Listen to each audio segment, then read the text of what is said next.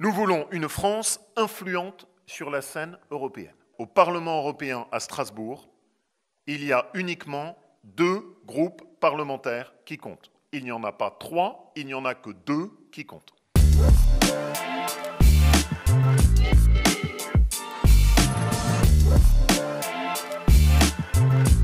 Le groupe socialiste et le deuxième, c'est le Parti populaire européen.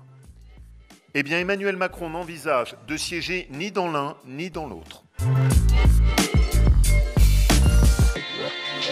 À travers le vote pour les Républicains, c'est la possibilité de peser au cœur du plus grand groupe du Parlement européen, qui est le PP. C'est votre groupe qui a tous les pouvoirs depuis, en Europe depuis 5 ans quand même.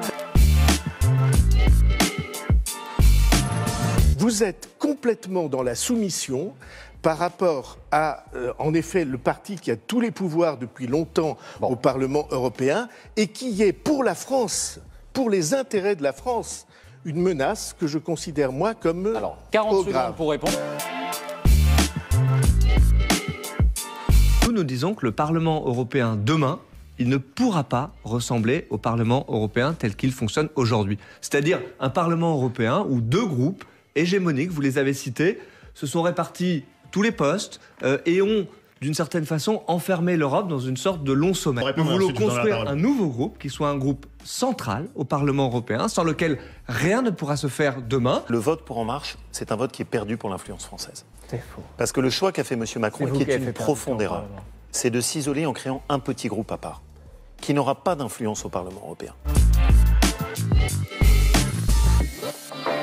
Raphaël Glucksmann, quelle que soit sa sincérité et la sympathie que je peux avoir pour lui, n'apporte aucune garantie de clarté sur ce qu'il fera. Nous ne savons pas où sa liste siégera.